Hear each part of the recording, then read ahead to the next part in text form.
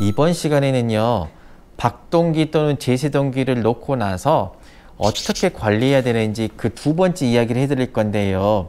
이번에는 시술을 막 받고, 지금 여기 계신 분들은 이제 막 시술을 받으셨잖아요. 받고 나서 어떻게 생활해야 되는지 그런 것도 말씀을 드릴 거예요.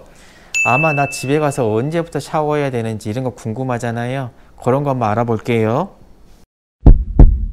보통은요, 박동기를 넣어놓고 일주일 정도 입원을 합니다. 근데 일주일이면 대부분 이게 호전이 돼요. 호전이 돼가지고 살들이 다 붙어요. 근데 사람 나름이에요.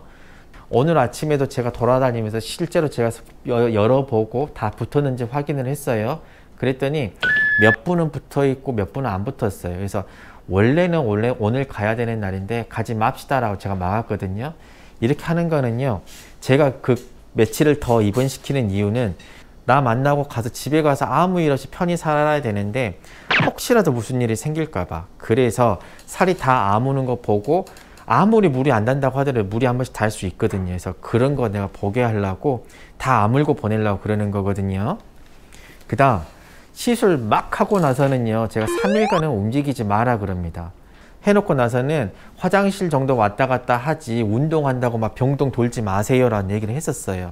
그게 왜 그러냐면 심장 안에는 이렇게 박동기, 제세동기 뿐만 아니고 여기 연결된 전선이 있어요. 이 전선을 심장 안에 넣어놓거든요. 그러면 심장 안에서 이게 자기도 자기 살 자리를 잡아야 돼요. 이 끝에는 요즘은 다 이렇게 나사가 나와가지고 나사로 심장 근육에다 이렇게 박아놔요. 그러면 이게 딱 지 자리를 잡는 시간이 한 3일 정도 돼요. 3일이 지나게 되면 잘 안 빠져나오거든요. 근데 간혹 한 2년에 한 분 정도 넣어놨는데 이게 쏙 빠져 기어나온 경우가 있어요. 올해도 있었어요. 올해도 한 분이 빠져나와서, 지금은 9월달이지요. 9개월 동안 한 분이 빠져나와서 시술을 다시 했어요. 근데 다행히 여기 계신 분들은 다 괜찮았어요. 내가 엑스레이도 다 확인하고 왔어요. 그래서 시술하고 나서는 그래서 3일간 가만히 있어라 라고 말씀을 드리고요. 정작 중요한 거, 이제 집에 가서가 이제 중요하잖아요. 시술을 해놓고 나서 아래쪽에가 보면 멍이 드는 경우가 있어요. 지금 보면 다들 조금씩 멍들어 있을 거고, 이게요, 안쪽에다 내가 이렇게 손을 넣어 가지고 이 박동기가 들어갈 자리를 만들어 주게 되는데, 이 부분에 이렇게 벌려놓게 되면요, 안에 있는 조그만 혈관들이 터집니다. 터지니까 아래까지 좀 멍들 수가 있는데요, 대부분 퇴원하셔서 1주, 2주, 길게는 3주 이내에 이게 다 빠져나와요. 그래서 이게 멍드는 거는 크게 걱정은 안 하셔도 돼요. 근데 뭘 걱정하셔야 되냐면, 여기 우리 짝재 가지고 해놓은 부위 있잖아요. 근데 이 부위가 뻘겋고 왠지 썽이 나는 것 같아요. 또는 여기서 갑자기 막 피가 막 줄줄줄 흐른다라고 하게 되면요, 바로 와요. 바로. 그거는 하루 이틀 퇴원해서 얘기해요. 기다리지 말고 바로 와요. 다행히 수목금 제 외래가 열리면 제 외래로 바로 오시면 되고, 뭐 이게 아니고 뭐 주말이 끼었다, 뭐 월요일 화요일이다 라고 할 때는 응급실로 바로 와야 돼요. 응급실에서 행위 안 받아줄 수가 있거든요. 그러면 박동기에 문제 생긴 것 같다 이러면 우리 이기영 교수님이 바로 오라 그랬다라고 하고 바로 와서 찾아야 돼요. 그러면 제가 바로 갑니다. 99%는 대부분 그냥 치료가 되는데 나머지 1%는 시술을 다시 해야 되는 경우도 있어요. 그래서 꼭 이럴 때는 오셔야 돼요. 두 번째, 가셔가지고요, 막 가셔서 얘기입니다. 한 3개월 동안 얘기해요. 퇴원해서 3개월 동안은요, 대부분 왼쪽에가 들어갔잖아요. 왼쪽 팔로는 되도록 뭐 많이 들지 마세요.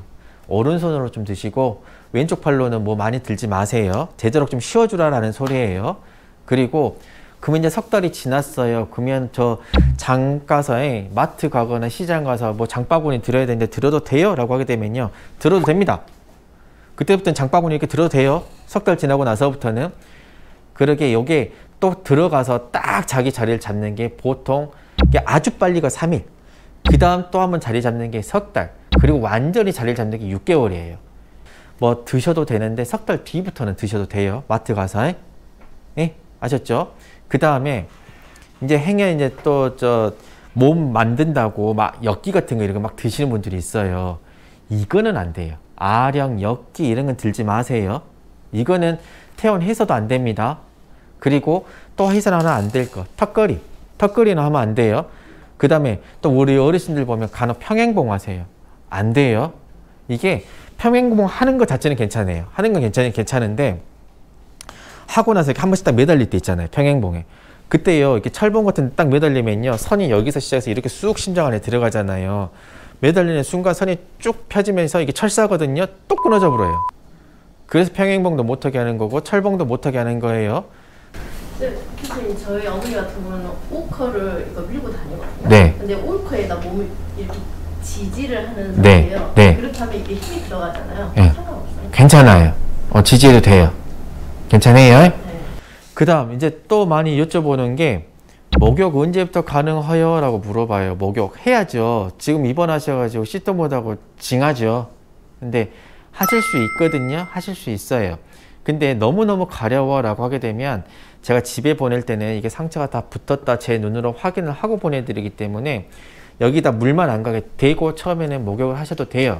근데 이제는 완전히 나 주의 않고 그냥 자유롭게 하고 싶다라고 하게 되면요, 보통 퇴원하고 나서 일주일 뒤부터는 살이 다 아물어요. 그때부터는 그냥 물 묻히고 하셔도 됩니다. 아셨죠? 근데 간혹 제가 퇴원할 때 더 입원시키기는 뭐한데 살이 좀 덜 붙는 경우가 있어요. 그런 분들은 제가 호치키스를 그대로 물어놓은 상태로 집에 보내거든요. 이 호치키스 물어놨다고 해도요, 저 안에 살들은 다 붙었어요. 겉에만 이렇게 좀 살짝 벌어진 거지 두껍게 이걸 열어가지고 해는 거기 때문에 겉에만 살짝 그래요. 이 호치키스를 물었다는 분들은 그때까지 뭐 샤워를 하셔도 되는데 물만 안 닿게 이게 뭐 수건 같은 거 떼고 뿌릴 때도 물 뿌릴 때 요렇게 하시면 돼. 그리고요. 예. 나는 몸에서 전기가 너무 찌릿찌릿했어요. 몸에서. 어째 그랬게라? 몰라요. 나도 모르겠어 그것은. 그래서 그럴까? 뭐? 뭐야? 수대이 배송료. 쇠땡이? 예. 아니야. 쇠땡이가 흐르는 전기는요 쬐끔밖에 안 흘러가요 전기. 밑에서 전기가 가끔 찌릿찌릿해요. 언제부터 그러시오? 나 회진 갈 때 그런 말 한 말씀 안 하셨는데. 그 따로 얘기합시다. 예? 따로 얘기하게 어머니. 또 이제 나중에요 테니스를 하거나 골프 같은 거 할 수도 있어요. 골프 안 하려고요. 어찌 알아요? 어머니 인생이 아직도 많이 남아있는데 할지 말지 어찌 알아? 할 수도 있지. 특히 우리 어르신들도 가면 한번 해볼까 하고 자식들 따라서 골프 치러 갈 수도 있거든요. 해도 될까요? 안 될 것 같아요?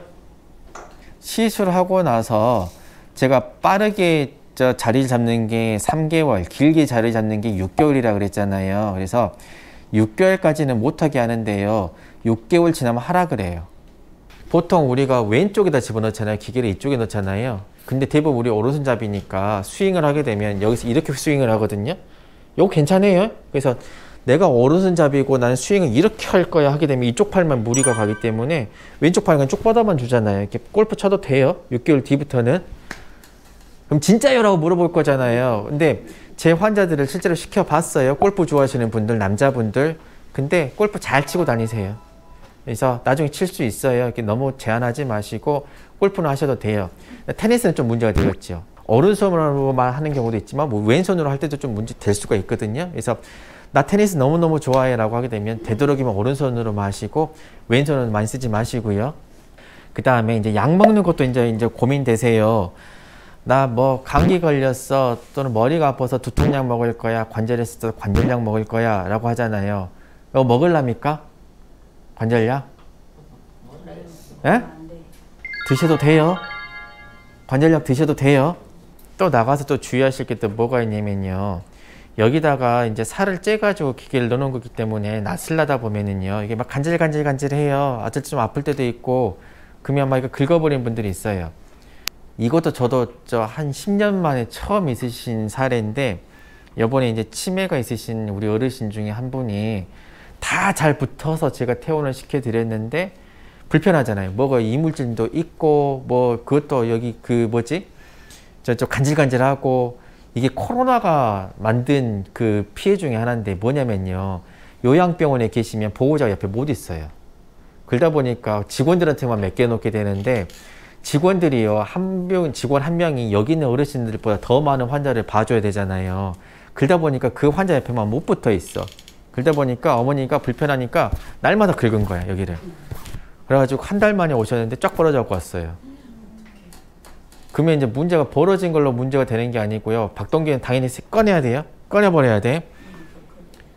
그리고 이제 당연히 이제 새 걸로 바꿔야 되는데 이쪽에다 못해요. 이제 반대쪽으로 넘어가야 돼요. 이쪽에 다 이제 그 감염돼 버린 거야. 이제 염증이 생겨버린 거기 때문에 이쪽에는 못해요. 그래갖고 그거 하라고 주사도 오래 맞아야 돼요. 염증 가라앉으라고. 여기까지만 되면 상관이 없는데 더 큰 문제는 이 전선들이 심장 안으로 타고 들어갔잖아요. 그래서 행여나 균들이 심장 안에까지 타고 들어갔잖아요. 그럼 수술을 해야 되는 경우도 있어요. 여러 가지고 심장 안도 깨끗하게 씻어내야 되는 경우도 있거든요. 그러니까 가서 이게 막 가렵다고 막 긁고 그러지 마요. 살짝 이 정도 만지는 건 괜찮아요. 살짝 이 정도 이렇게 만지는 게 괜찮은데 막 긁고 이러지 마요. 하루 이틀 되신 분들은 안 되고 3일이 지나신 분들은 이렇게 막 움직여도 돼요. 여기 막 이렇게 막 문지르고 이러지 말라고. 때밀지 말라고요. 가서. 아셨죠? 네. 그리고 나서 제가 아까쯤에 박동기 카드를 말씀드렸어요. 보통 집에 이 시술 받고 가서 한 달에서 석 달 사이에 우리 병원에다가 내준 주소 있잖아요. 그 주소로 해가지고 저는 박동기 카드가 집에 날라가요. 우편으로 배송이 되거든요. 환자 이름 누구누구, 시술 날짜 누구누구, 이 시술 의사 누구누구 해가지고요. 대부분 여기 계신 분 재환자분들, 뭐 다른 분들도 있는데 뭐 홍 교수님이 그 담당 교수라고 하더라도 제가 해드렸으니까 제 이름 바뀌어서 나갈 거예요. 그래서 이 카드가 날라가요. 이게 전 세계 공용으로 쓸 수가 있거든요. 요 카드가 요거를 만드는 회사들이 대부분 미국 회사들이에요. 그러다 보니까 한글도 있고 뒤편에는 영어로도 써져가지고 나와요. 그렇기 때문에 외국 갈 때도 이거 가지고 가면 세계 어디를 가나 통용이 됩니다. 그래서 해외여행 갈 때는 꼭 이 카드를 들고 가세요. 그 다음 이 박동기만 넣어놓게 되면은 나는 이제 그러면 그냥 살아도 돼? 아까 어머니가 나한테 질문했던 것 같아요. 나 언제 와야 되냐라고 물어보셨잖아요. 보통 처음에 퇴원을 시켜놓고 나서는요. 2주째 오라고 그럽니다. 퇴원시키고 나서 2주째. 2주째 와서 이게 상처가 잘 안 오느냐 봐요. 그때는 심전도 정도만 찍고요. 안에 박동기 검사는 하지는 않거든요. 근데 하고 나서 이게 박동기가 제대로 잘 작동하는지 우리가 봐야 되잖아요. 속에다 놓는 장치인데 차도 정기 점검을 하는데 이것도 정기 점검을 해줘야겠잖아요. 여기 계신 어머니들도 이제 저 퇴원 전에 한 번씩은 받으셨을 건데 여기 우리 계신 선생님이 지금 아까 그 박동기 거기 계신 회사 선생님이신데 가가지고 검사를 하면요 막 두두두두두두 막 가슴을 뛰게 만들어줍니다. 어쩔 땐 또 팽 돌고 어지럽게도 만들어주는 거예요. 그게 박동기를 검사하는 거거든요. 얼마나 잘 작동하는지 보자라고 보는 건데 이게 주기적으로 봅니다.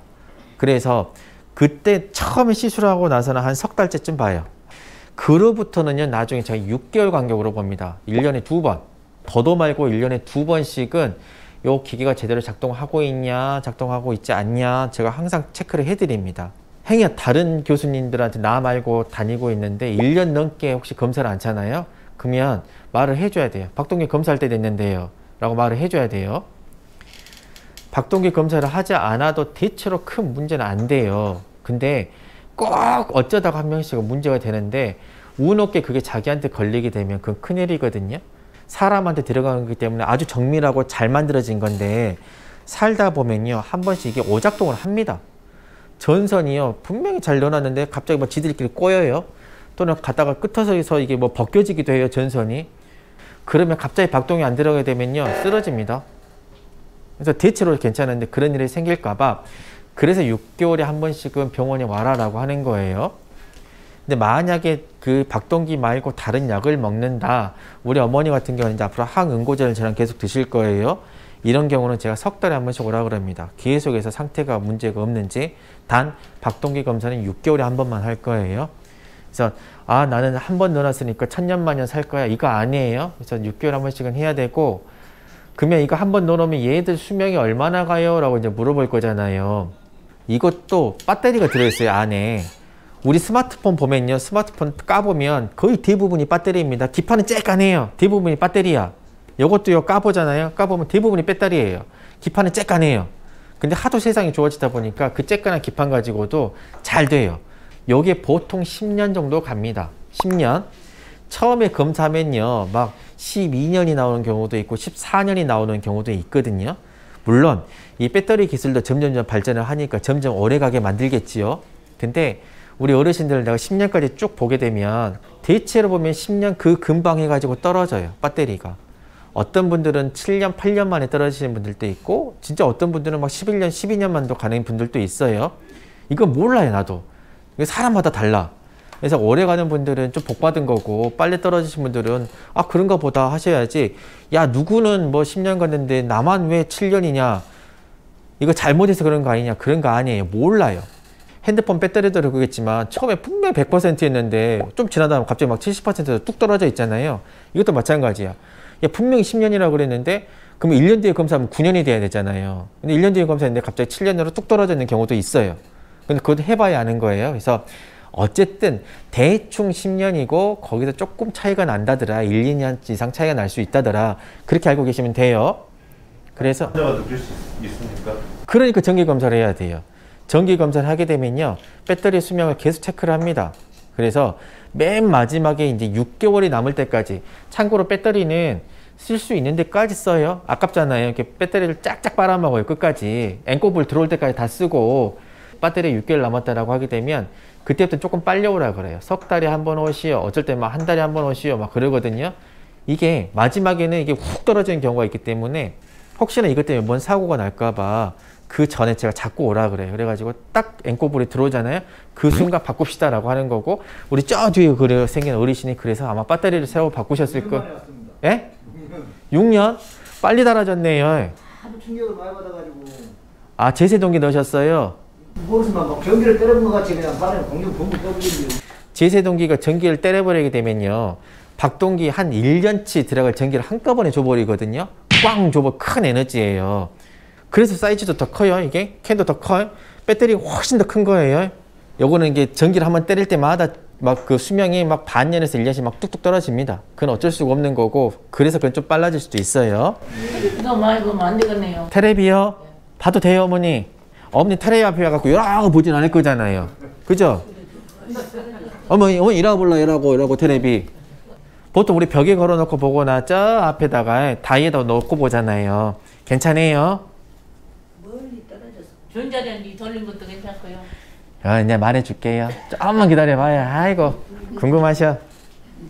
또 하나, 이제 그 삽입 박동기 넣게 되면 혹시나 성생활을 하면 안 되냐, 이것도 실은 중요한 것 중에 하나야.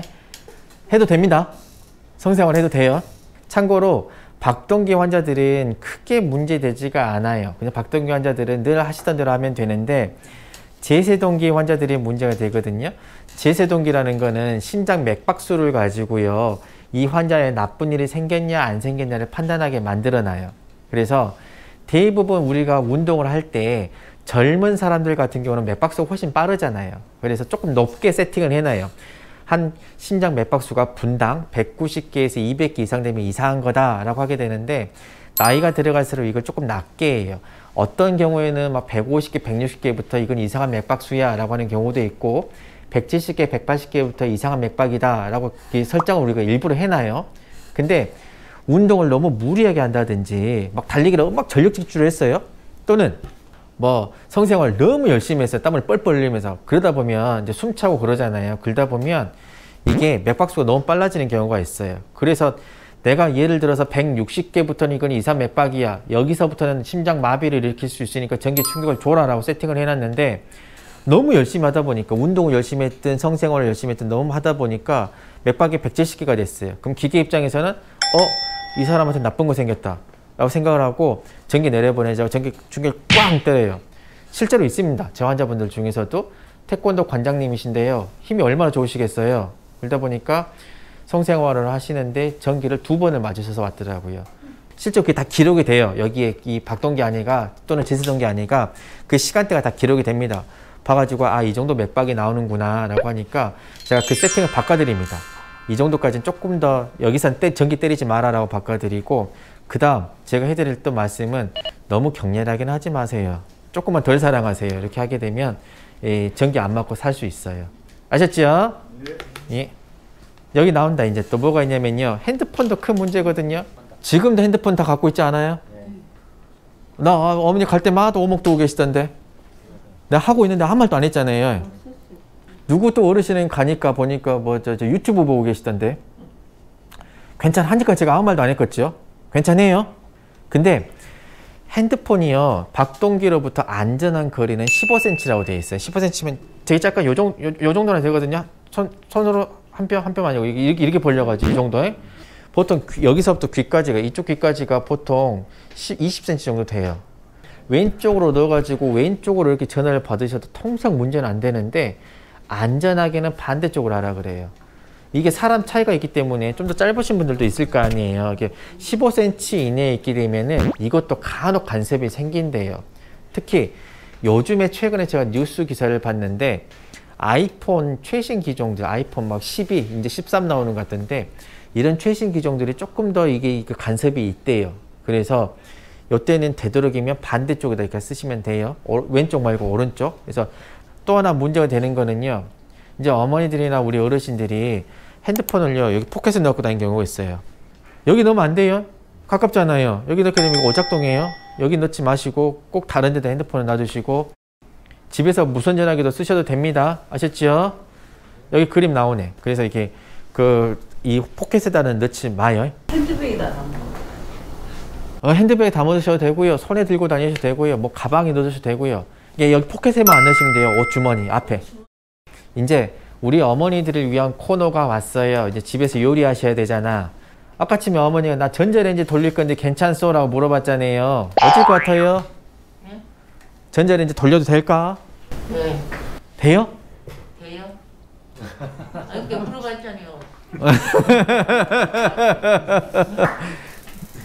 됩니다, 어머니. 어머니 전자레인지는 그렇게 멀리 안 떨어져도 돼요. 근데요, 실은 전자레인지 돌려놓고요, 어떻게 뭐 이거 잘 익나 보자, 팝콘 잘 튀기잖아 보자, 이렇게 쳐다보는 사람 드물어요. 그잖아. 돌려놓고 뭐 30초, 1분 돌려놓고요, 우리 다른 일 보러 가서 뒤돌아서 다른 거 하잖아. 이 정도는 아무 문제 안 돼요. 그래서 전자레인지 쓰세요. 그 다음에 가가지고 막 믹서기, 토스터기 막 이런 거 쓸 거잖아. 이런 거 써도 돼요. 참고로 믹서기 위에다 손을 이렇게 올려놓고 경우도 있거든. 막 고추 같은 거 하면 막 흔들리잖아. 마늘 같은 거 하면. 이 정도는 괜찮아요. 또 주의가 필요한 게 뭐 하나 있는데, 가스레인지는 크게 문제가 안 되는데요, 인덕션이라 그래가지고 불 없이 이렇게 딱 올려만 놓으면 빨간 불 들어오면서 지가 막 대패지는 거 있잖아요. 그거는 안 돼요. 어쩔 수 없는데 근데 이 전기 레인지밖에 없어 라고 하게 되면요, 여기 써져 있지, 60cm의 거리를 유지하라고 되어 있어요. 60cm면 한 발짝 두 발짝 뒤로 물러나야 돼요. 잠깐은 괜찮아. 이제 요리하고 이렇게 딱 올려놓을 거잖아요. 요리하고 올려놓고 버튼 누르고 나서는 좀 멀리 떨어져서 요리를 하는 거야. 인덕션에 이거 올려놓고 바로 옆에서 이거 막 파 썰고 이러지 말란 소리예요. 너무 가깝잖아. 가까이만 안 쓰면 돼요. 식당에도 인덕션 많이 있다고. 밥 먹으러 갔는데 내 앞에가 인덕션이 가까이 있어요. 그럼 안 되지. 60cm는 떨어져야죠. 가스로 가는 데 가세요. 가스로 하는 데도 많은데. 드라이기는 어쩔 것 같아요. 드라이, 헤어 드라이. 머리 말려야지. 해도 돼요? 전기로 하잖아요. 드라이 해도 됩니다. 그것은요. 뭐요? 제트기. 제트기가 뭐예요? 제습기. 제습기 써도 돼요. 제습기도 써도 돼요. 돌침대에 자도 안 되겠죠? 돌침대 네. 사도 돼요. 있는 돌침대 버리지 마시고요, 거기서 주무셔요. 괜찮아요. 그만 딜로 걱정인데. 돌침대는 전기를 꽂아서 사용이 된단 말이에요? 돼도 돼요. 돌침대는 돼요. 맨날 물어보는 게 그거야. 전기장판에서 자도 돼요라고 물어보거든. 자도 돼요. 그 다음 또 뭐? 안 된다 그랬잖아요. 예? 아까 안 된다 그랬잖아요. 내가 언제 안 된다고 그랬어라. 나 나중에 알려준다고 그랬지. 찜질기 돼요. 찜질기 옆에 이렇게 온열지고 찜질기 있잖아. 이것도 돼요. 이거 갖다 대셔도 돼.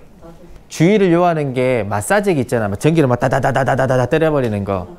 이거라든지 전기 침 꽂아갖고 하는 거, 전기 흘러가는 거, 요것만 안 하면 돼요. 알겠지?